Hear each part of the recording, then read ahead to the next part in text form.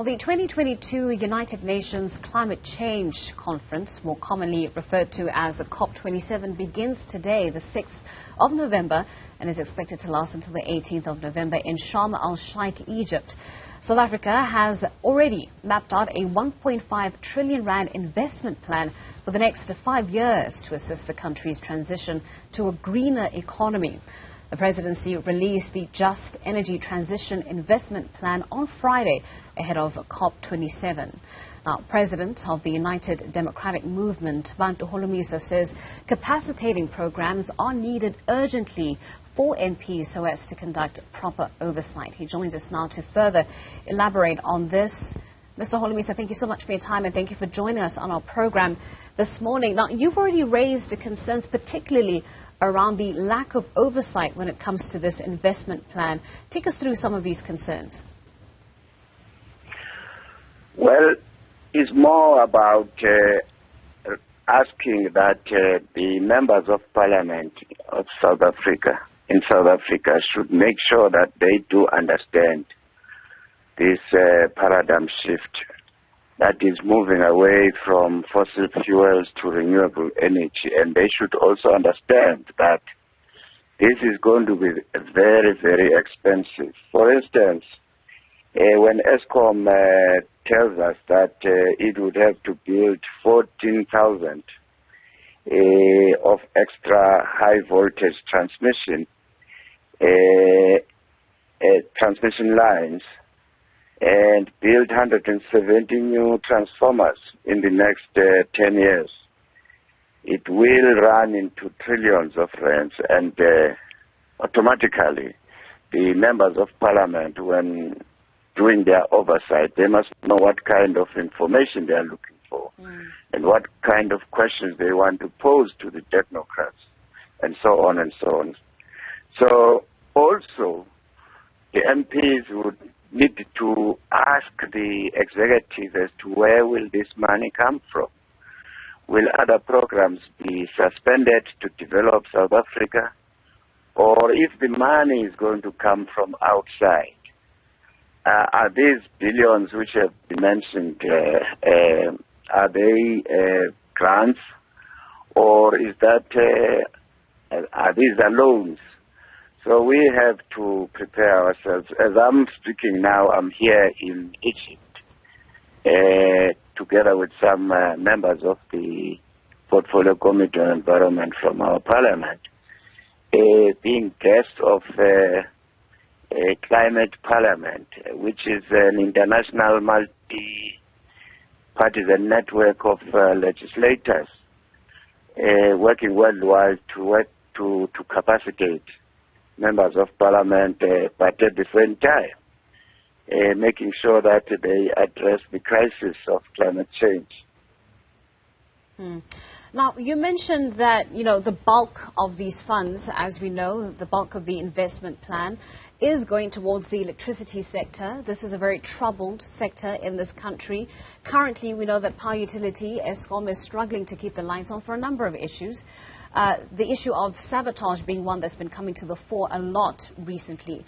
What sort of markers are you going to be looking for to ensure that not only are the funds being, disbursed properly and they're not being misappropriated, but that the implementation of the plan itself is going according to plan?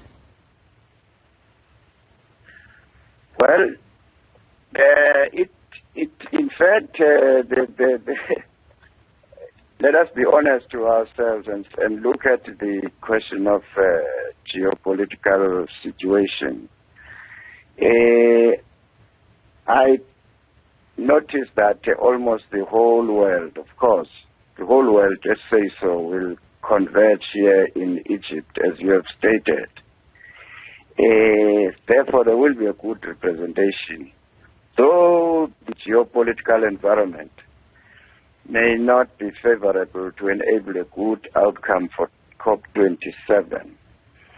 I'm referring, for instance, to the current conflict, Russia versus Ukraine, that has affected the debate on moving away from fossil fuels to renewables.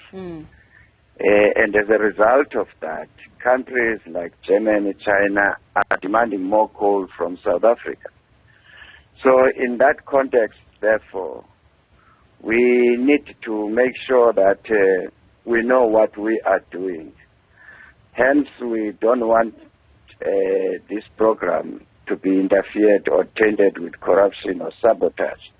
So there will be a need to work together, close cooperation, work with the funders, work with the business people, investors.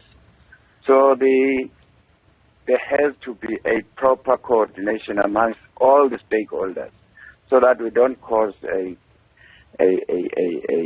catastrophe here. All right, well, as you've already mentioned, you are already in Egypt. You have been a part of discussions at the Climate Parliament, a forum really that is there to help outline the roles in which members of Parliament can, assist or at least conduct that oversight when it comes to just transition programs. What are some of the pressing issues or the major concerns that have been highlighted within that Climate Parliament already? Well, of course, it's the lack of infrastructure in other countries, and they don't have resources. And also we have identified that the technologies of some countries are old or they are non-existent. It's like we're creating a new world, really. But as I said, there are still a lot of obstacles which needs to be addressed. Well, talking about those obstacles, COP27 is this year happening, or at least it's taking place on African soil. Now, there's already been very strong messaging from African leaders towards the West, towards wealthier nations, and their responsibilities when it comes to efforts around climate change. What do you make of that messaging? What do you make of the call being made on wealthier nations to essentially do more? And what do you make of the calls for us as developing countries, as developing nations, to apply more pressure on the West, on wealthier nations to play their part? That's precisely what was raised yesterday, is about the funding model. Who will bear the cost for this? Will the investors from outside just come and dump their technologies here in Africa? Or they want now to, for instance, to use the sun of Africa and export it to Europe, that is in Morocco. They want to build a big plant and which will link Europe. People now are asking yesterday as to what is in for Africa. Are we being to be used again, or use African resources to make sure that the West is comfortable at our cost? So it's a debate which is now intensifying as to this continent, Africa. When will it ever be prioritized? If you are going to bring we are moving away from fossil fuels, but you find that USA on the other side, they still want to extract gas through fracking. Germany are ordering more coal from Africa, China, and so on, but we are told to move away from coal. So how about talking the language of saying, let's look at the potential we have, what kind of energy mix we can produce as Africa, in Africa. We have, for instance, in Congo, they've got lots of water which they use for hydro, and so on and so on. But the question of grids, of course, we have to work closely with neighboring countries, like South Africa is doing. They are supplying electricity to a number of neighboring countries. So how do we extend that to other countries and use their potential? Well, as an African leader in your own right, Mr. Holomisa, you're a senior politician in South Africa, you're leading a political party active in this country. How much faith are you putting on the sort of discussions and negotiations that are likely to take place over the course of the next week at COP27? And I ask this because, you know, we have the controversial Paris Agreement. A lot was agreed to in that particular deal or binding agreement, but we know that a key weakness of the Paris Agreement is the fact that it is non-binding in nature.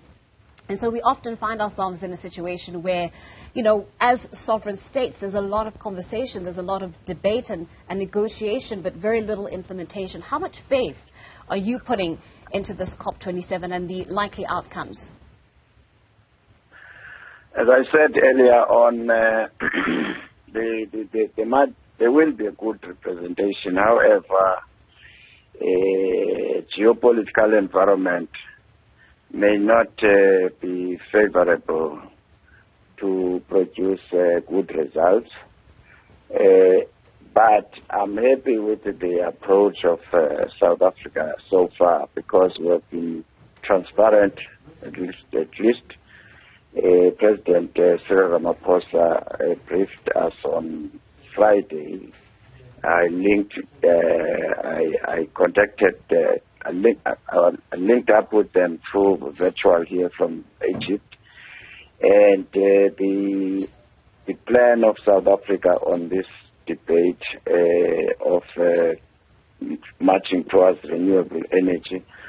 I think we have been transparent. We have, I serve, for instance, in the Presidential Council on Climate Change with a lot of experts in South Africa. You have NGOs, you have labor, you have government, you have and so on and so on. So, but for the whole world to rely on them to give us money I don't think it will work. Somehow, we will have to look at our balance sheet and say how much is government committed to put into addressing these threats of climate change. We've already seen in KwaZulu-Natal and Eastern Cape during the floods. Nobody is going to provide money for that infrastructure quickly. We mustn't rely much on the foreign grants, but we must fix the KZN and other areas which have been affected in the country by the floods. So at the same time, we need to have a foresight and to say, is our spatial development proper? Is the infrastructure still intact and systems? So if people are going to allow to put their shacks and houses on the flood line, so we don't have to nest them. We must tell them that this is not good for your life and your kids. Right. Right. Well, Mr. Holomisa, thank you so much for your time and thank you for joining us on our platform this morning, taking us through your interactions there and engagements at the Climate Parliament out in Egypt. That's President of the United Democratic Movement, Bantu Holomisa. Well,